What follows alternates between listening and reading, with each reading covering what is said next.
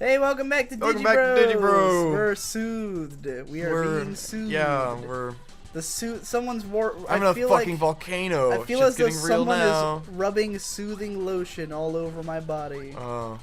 And so good. And quietly whispering enigma into my ears. The obstacles in this game aren't even fucking fair. There's no way to like avoid them fast enough. Just predict what's gonna happen. I guess. Oh, okay.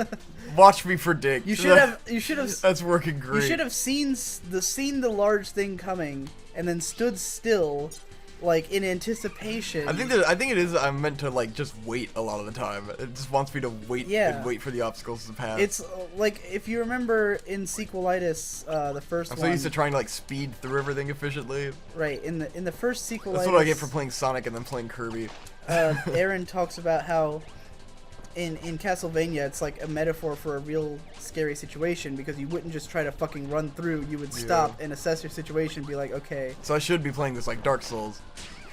Yeah, but Dark I'm playing Souls, this like Sonic. That's where I'm getting a problem. Sonic is.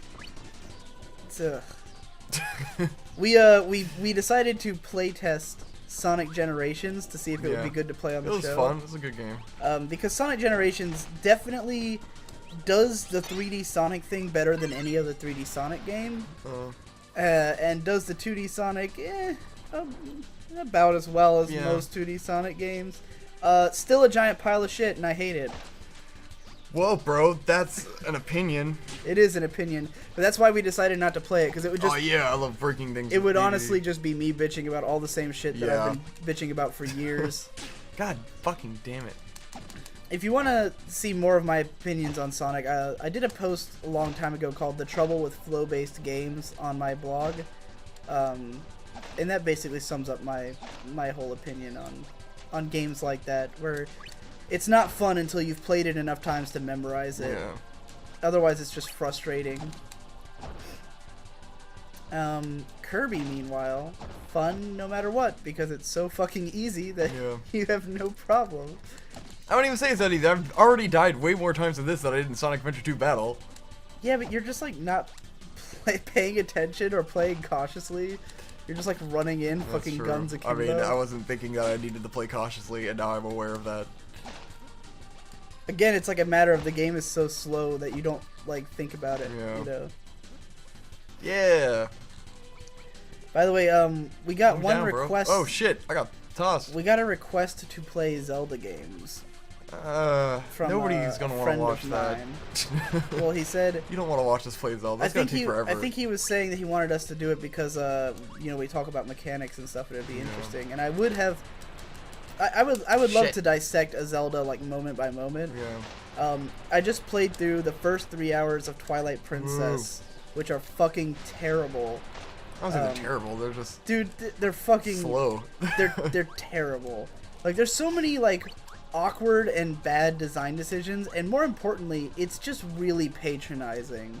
Like, cause I feel like when they designed the first few levels of Twilight Princess, they had initially designed them with like like because the whole game's obviously designed to be like an older audience, right? Like it's more dark and gritty than other Zelda games, and yet somehow it holds your hand more than any other, except maybe Skyward Sword, in the first 3 hours, right? Like the thing that makes it weird is that the whole first dungeon and everything leading up to it will like blatantly through like what the level design does or what the cutscenes show you what to do, and you're like, oh cool, and then they tell you what to do. And it's like, but you just did like a clever way of showing me what to do, but now you're telling me what to do. You know, I'm trying to think of the perfect example. Right, there's a part where I'm starting to feel like that the powers in this game are really a trick to make you want to use them, when they really just fuck you over most of the time. That's often true in Kirby games. They often give you a power that will be the worst power for your current situation. Or the best one, depending on... Because really, like, no power seems to be the most efficient way to play this. Whereas the powers just end up, like, shooting you too far and you can't land on the right platform. Anyways, well, I'm sure if you knew the level well enough, you could time all your things right. Anyways, there's a part when you go into the first temple in Twilight Princess where you get to like a bunch of climby vines. Oh god. And this monkey that you're with climbs up the vines and then says, "Come up here." And I'm like, okay, cool. She taught me that I can climb. I mean, I already knew, and I had already climbed a vine in the same room that was like optional. But I was like, all right, sweet. They're trying to show you that you can climb vines by showing the monkey do it. Just like in Super Metroid, you learn how to wall jump because there's a bunch of little monkeys that start wall jumping, and you're like, oh, I can do that, you know. And you're trapped in that room unless you do that. Shit. So you see the monkey do this, and then immediately afterwards, Midna's like, hey, there's vines over there. You should climb them.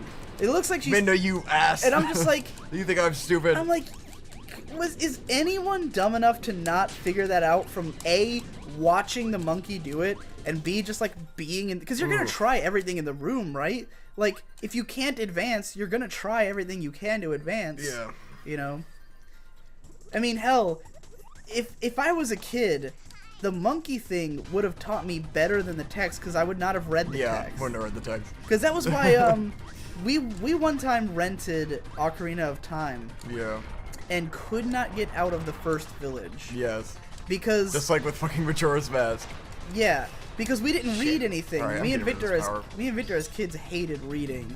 Like, like as a matter of course. Which is incredibly ignorant, but that's just how we were as kids. We didn't want to read anything. You always make fun of me for hating reading. I hated reading too. You jackass. You just hated it way longer than I did. I eventually grew up and I started... Well, you started using the computer all the time. Right, yeah. And I didn't get to use the computer because you used the computer all the time. Oh, whatever. Not that I would have. Anyways, the point is, we hated reading, and so we didn't read anything, so we never got out of fucking... Not Kakariko. What's the name of the first village in Ocarina of Time? Kokiri? Yeah. Kokiri Forest or whatever. Never made it out because we couldn't figure out that you needed to buy the shield and find the sword. Yeah. Shit. So, like, if something had indicated that was when we to just us... rented it, though. We didn't know what the fuck we were playing. But if something like, we had never played a game where you needed that much fucking attention. We never played a game where you had to read. Like, we'd just been used to, oh, you press A and you go, you know? But yeah, like, if I'd been playing Twilight Princess as a kid, I would not have read what Midna said. Yeah. I would have figured out from watching the monkey, oh, I can climb vines, you know? Like, it's the most basic shit. And then they explain it to you. So that kept pissing me off, and it happens constantly. The game just, like, it is such a long introductory phase where it's like, it never just introduces a mechanic, it then has to make you do it like 8 times, you know? God. To a point at times where it's confusing, because there's one part where there's a monkey in a cage, and you have to roll into a pillar to knock the cage off. What the fuck? What? Okay. This game is difficult. That was bullshit. Yeah, it's monkeys in cages. Yeah, the monkey's in a cage, it's on a pillar, and you have to roll into it. But you have to roll into it like 2 or 3 times. Yeah. And so the first time, you roll into it, and you're like, oh, that didn't work. I should try something else. But you're just supposed to keep doing it. A bit, yeah, but like, that to me was like, okay, I didn't hit it hard enough. I should go do something else, you know? And then you realize there's nothing else to do, and you roll into it again, and you're like, oh, okay. So you already went through the whole first temple and everything? Yeah, just now. I just beat the first temple. It's a pretty easy temple. Yeah, it's easy, but it's pretty long. Yeah. It's like an hour long. And it's already 3 hours into the game by the time you get to that fucking temple. Definitely the beginning of the game is the slowest part, but then, like, the middles were... Like, there's stuff that I like the part where you're running around the village. Yeah. And, like, talking to all the villagers, doing stuff for them, because it's like... What I love in a game like that is where, like, what you're doing is directly affecting the people in that world, you know? Even if it's, like, minor-ass shit. Yeah, definitely, like, parts where you're just, like... You have to build bridges for everyone, and, like... Right. You have to fucking help construct the world that's been torn apart. But that's, like, my favorite thing in games, is constructed... Like, fucking... Like, the OG of that, for me, is, oh, fuck, what's it called? Soul Blazer for the Super Nintendo. Yeah. Which not a lot of people seem to have played, but I highly recommend it. It's a very, very simplistic action RPG where you just, like, slash at shit. But the way it plays is that like every time you clear What the shit? like a room of enemy, you have to get close to him. Yes, but then he's also made of lava. How close can I even get? I don't know, man. But anyway, every time you clear out like a certain amount of enemies in Soul Blazer, then you free up like a part of the village that's outside the dungeon. So like one switch might bring a house back, and then one switch might bring a person back. Basically like Dark Cloud. And then you talk to those people, and they're always like super thankful. They're like, "Oh man, you saved me! Awesome, thanks. Here's a potion." You know, you're getting your ass kicked. This boss is ridiculous. Anyways, I love Soul Blazer. I love Zelda the Minish Cap because it does the same thing. Where in Zelda the Minish Cap, it's even cooler because in that game it's like you keep exploring this world, and then when you do Kinstone fusions, it'll like open up new pathways and shit in places you've already been to, and you're like, oh shit! Like, and I distinctly remember that there was one Kinstone fusion that like almost brought me to tears. Because of like what it was like one location I'd been to like a ton of times and didn't know what it was for. Yeah. And then like I did a fusion, like some beautiful thing opened up there, and I was like, oh my god, that's the coolest thing ever. And it was like totally optional, you know. Yeah. That's what I want out of video games. That's what I'm all about. Shit. The fucking corner of a rock. I can't think right now. I've noticed. I've been talking a lot because I can tell you're too concentrated.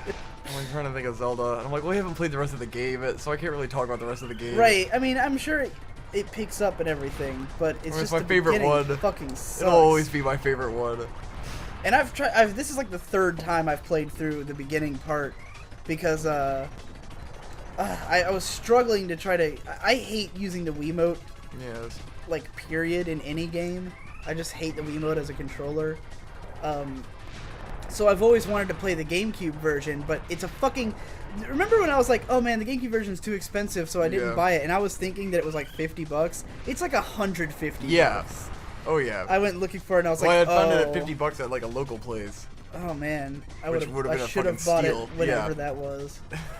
But anyways, I've never been able to find it for like an affordable price. And it used to be when I tried to emulate it, it would always fuck up. So then I tried playing the Wii version, and I can't get past the controls. They frustrate me so much. So I had already played through the same beginning part on the Wii, and now I've just played through it on an emulator because I got it to work now. And yeah, it still sucks regardless of the controls. See, I had on the Wii, I had at least gotten a save file past that part for you, so you wouldn't have to play it again. And then you didn't end up ever playing. Right. Like I had made a save just so wasn't it on the Wii U? Anymore. Yeah, it was on the Wii U. Because I wanted to play it in HD. Yes, it looked great on the Wii U. I loved it. Because it looks like absolute shit on the Wii. Yes, because of the stretching. Yeah, I've beat that game 3 times. Once on a CRT, once on a HD TV, once on the Wii U. Oh man. You need to beat this boss before we can end the episode. Yes. Let me focus on it for a minute. I will say this though. I knew that this was the case, but it was still trippy to witness it. That the GameCube version is flipped. Fuck. From the Wii version. Oh yeah. Oh god, that would be a nightmare for me. You should I know totally, the game too well. It would be like totally playing Master Quest. Just to freak you out. If I replayed it, it would definitely be an interesting way to do it. Yeah. For those who don't know what I'm talking about, Link is traditionally left-handed in all of the Zelda games. So when they made Twilight Princess, they were originally making it for GameCube, but then they found out they were making the Wii console, so they decided to make a Wii version. And the Wii version ended up being the bigger one, like the one that they pushed more, the one that's still available anywhere. Even that's like $50 just to get the Wii one. Like because it's a fucking Nintendo game. It's never gonna get cheap. Right. It's always gonna be rare. It's just so fucking weird. It's like Skyward Sword. It's the only reason I haven't bought Skyward Sword is because it doesn't get cheap. Nintendo has the weirdest fucking pricing policies and everything, and release policies. Boom! Fuck. But yeah, anyways, they flipped it because most people are right-handed, so they just mirrored the entire game to account for that. So if you play it on the Wii and then on the GameCube, they'll be completely flipped. I wonder if the flipped version makes more sense. Like, I don't know. Aesthetically. It felt pretty much the same. I only noticed at one point where I was fishing for the cat, and I remembered it being on the other side of the village from where it was, and I was like, oh, right, so the game's flipped. But other than that, I didn't notice the difference, really. Well, I mean, you haven't played the game 100 times. Yeah, but I played through all that part, you know? Yeah. And you haven't played it 100. You just said you played it 3. I know. All right, that's the played end of that this part episode. probably 5 times. We're going to do Shiver Star in the next Star. one. I'll see you then.